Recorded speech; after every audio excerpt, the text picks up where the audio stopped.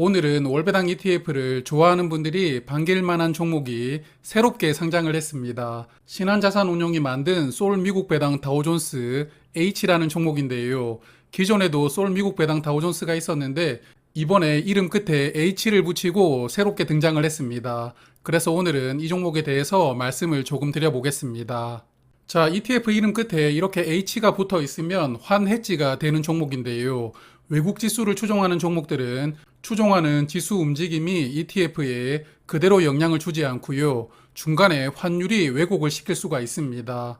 환해지가 되는 종목들은 이런 환율의 변동을 제거하기 때문에 기초지수의 움직임이 ETF에 오롯이 반영된다는 특징이 있는데요. 그래서 환해지가 되는 종목들은 상황에 따라서 장점이 될 수도 있고 단점이 될 수도 있습니다. 일단 이 부분은 잠시 후에 알아보도록 하고요.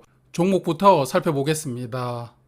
2주 전에 제가 연금저축이나 IRP에서 꾸준하게 모아가 볼 ETF를 두 종목을 소개드렸는데요. 그 중에 한 종목이 솔 미국 배당 다우존스였습니다. 이 종목은 제가 소개를 드리기 전부터 많은 분들이 괜찮다고 생각을 하시던 종목이었는데요. 그래서 솔 미국 배당 다우존스는 작년 11월에 상장을 했을 때 당시 시가총액이 약 100억 원 정도였는데 아직 출시가 된 지 반년이 되질 않았거든요. 그런데 오늘 확인해 보니까 벌써 시가총액이 930억 원이 되었습니다. 그래서 괜찮은 종목이라고 입소문이 무섭게 퍼지고 있는데요. 여하튼 신한자산운용이 히트 종목을 출시를 했는데 또 환해지가 되는 종목까지 발빠르게 출시를 했으니까요. 신한자산운용도 물이 들어올 때 빠르게 노를 저어보려고 예를 쓰는 것 같습니다. 자, 그럼 솔 미국 배당 다우존스가 추종하는 지수부터 차근차근 살펴볼 텐데요. 화면 보시는 다우존스 US 디비던드 100 인덱스 지수를 추종합니다. 이 지수는 미국의 유명한 ETF 종목인 SCHD가 추종을 하는 지수죠.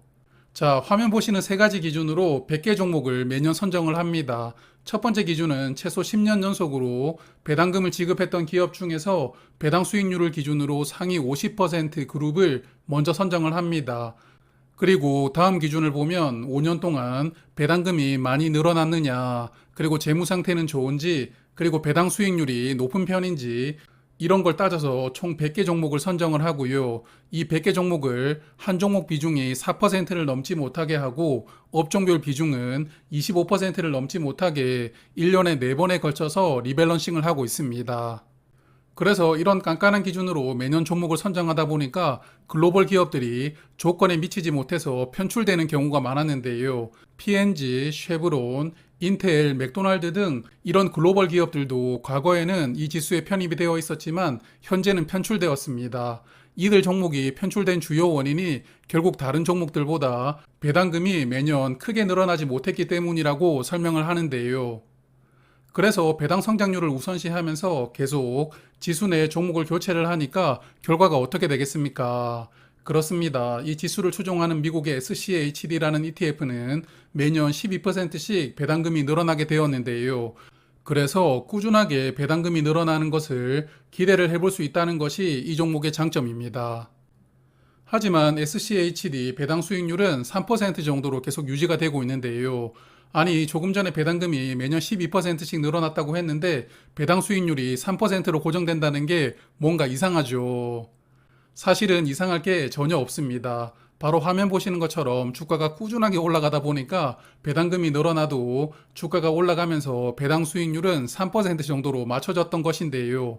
그래서 이 종목은 실제 받는 배당금이 늘어나고 주가도 같이 상승을 하면서 나의 자산 규모가 함께 커진다는 점이 이 종목의 투자 포인트라고 생각이 됩니다. 사실 한국 지수를 추종하는 ETF에서는 없는 케이스라고 볼 수가 있겠습니다. 그리고 이 지수가 담고 있는 100개 종목의 섹터를 보면 금융 섹터가 21.6%로 가장 많고요. 대표 종목으로는 블랙락이 담겨 있습니다. 그리고 두 번째는 럭히드 마틴이 포함되어 있는 산업재, 그리고 IT, 필수 소비재, 헬스케어 순서로 총 10개의 섹터가 담겨 있고요. 앞서 업종 비중이 25%를 넘지 못한다고 말씀을 드렸는데 정말 25%를 넘지 않게끔 골고루 담아두고 있습니다.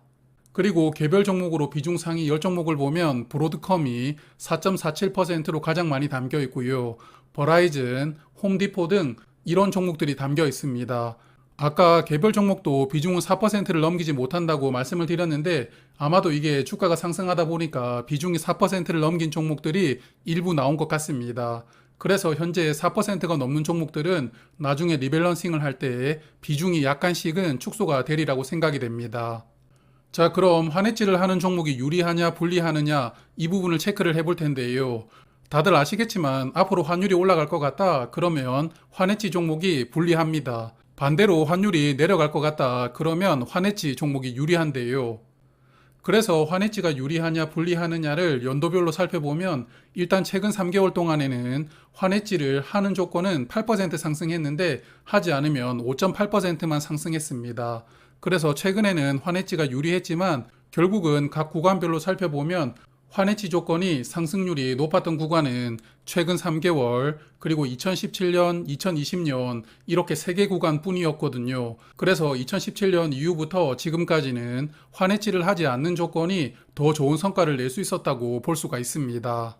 하지만 과거는 과거일 뿐이고 현재 기준으로 보면요. 일단은 미국장이 상승하면 한국 시장 환율은 약간 하락하는 그런 상관관계가 있습니다.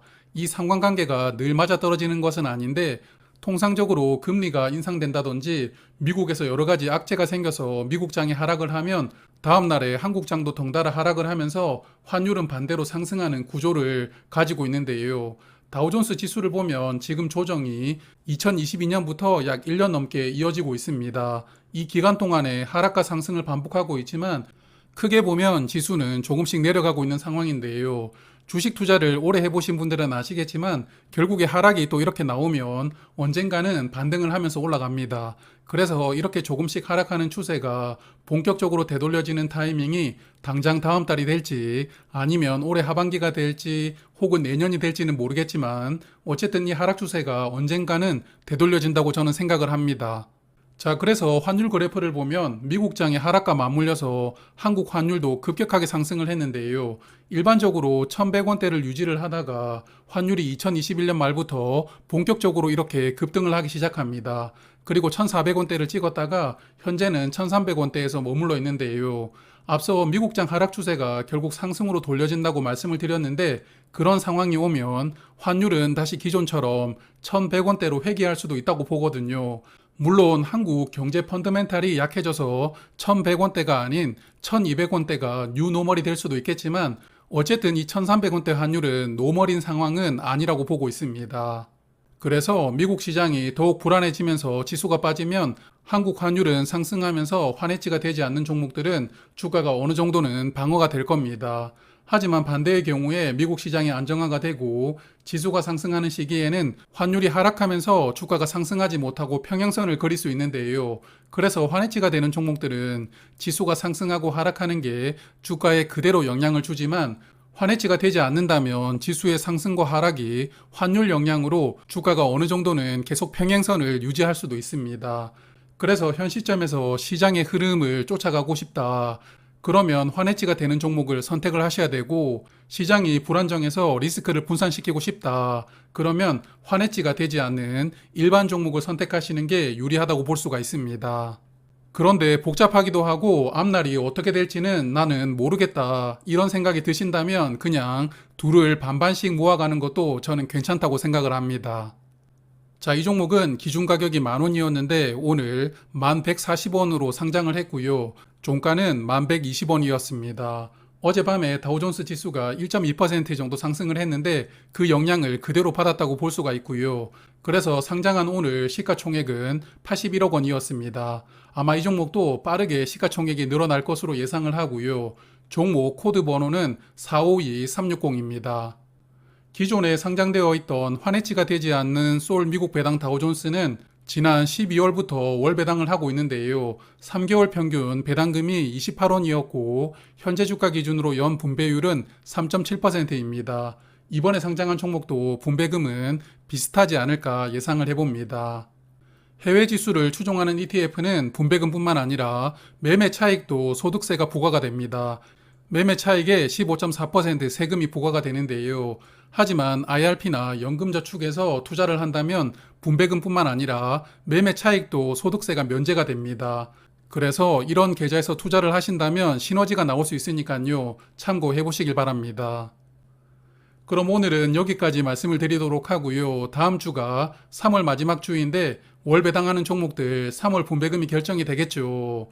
그래서 다음 주에는 3월 기준으로 월 배당 종목들 체크를 해보겠습니다. 고맙습니다.